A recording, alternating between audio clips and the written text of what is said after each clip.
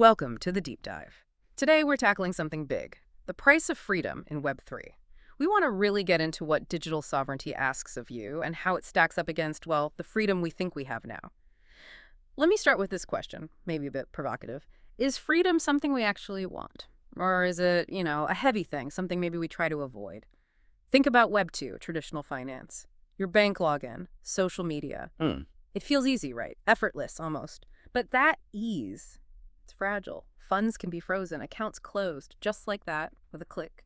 Is that real freedom? Exactly. That's the core of it. It's a kind of conditional freedom. Yeah. Sure, you can speak your mind, but only up to a point. You can save money, yeah, but fees, inflation, things outside your control chip away at it constantly. You're online, but under someone else's roof, their rules. They hold the keys to your digital existence, really. And that sets the stage for what Web3 demands. It's different. Okay, so if that's the sort of comfortable cage we're used to, how does Web3 tear that down? What does this true sovereignty actually look like? Well, in Web3, there's just no cushion. That mask, as you say, falls away. Sovereignty is literal. If you hold your private keys, you have the control, full stop. If you don't, you're just a customer again, maybe with a shinier interface, but still relying on someone else. Think of your seed phrase, those words. That's the DNA of your digital freedom. Guard it like your life depends on it, because digitally it does. You protect it, you're sovereign. Untouchable, you lose it. It's gone. Forever. No recovery hotline. And that kind of absolute freedom, it demands discipline. And discipline, well, it costs discomfort, doesn't it? Right. That radical responsibility, what happens when things go sideways. Because they do. And there's no customer service desk to call, is there? No. And that's the harsh lesson. You learn through pain, often, because there's no one else to blame. Did you mishandle your seed? That's on you. Signed a transaction without really reading it, understanding the contract, your funds, your consequences. Clicked a bad link, poof, wallet drained, you learn fast and hard. There's no undo. The blockchain is like a mirror. It just reflects your actions, your choices, directly onto your assets. It's daunting, sure. But flip that coin. If the failure is all yours, then so is the success.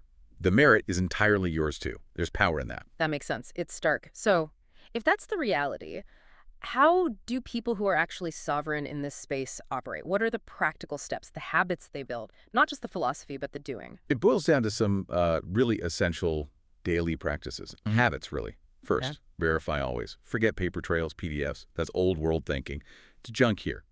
Only on-chain links, verifiable data on the blockchain itself counts as truth. Period. Okay. Verify on-chain. What else? Patience. Seriously, if you have any doubt, just wait. Don't act. Real opportunities rarely vanish in seconds. Illusions do, though. Then continuous education. You have to keep learning.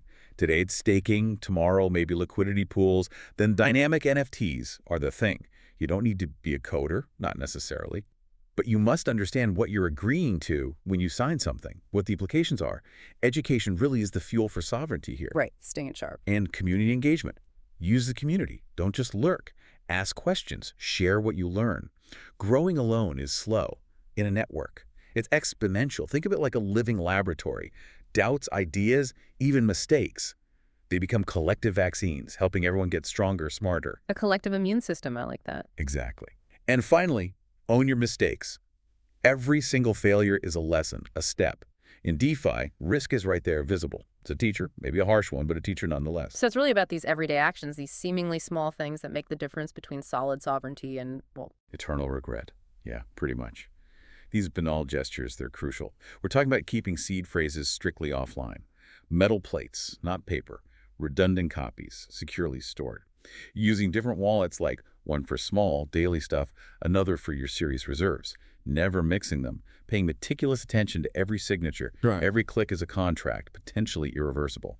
Just basic digital hygiene, keeping your devices clean, avoiding phishing.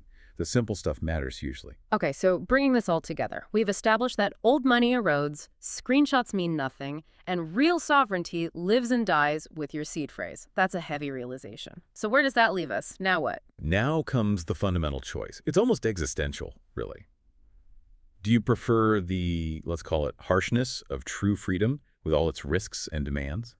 Or do you prefer the illusion of being taken care of, the comfort of tutelage, even if it means you're leaning on digital crutches that someone else controls? The weight of discipline versus the false ease of dependency. The blockchain doesn't choose for you. The community can help, can support, but the choice, that's yours alone. And that really is the core message, isn't it? Freedom isn't something you ask for nicely. It's something you assume. You claim it.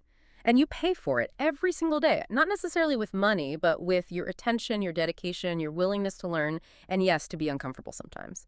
So the question we leave you with is, what steps will you take, starting today, to claim your own digital sovereignty?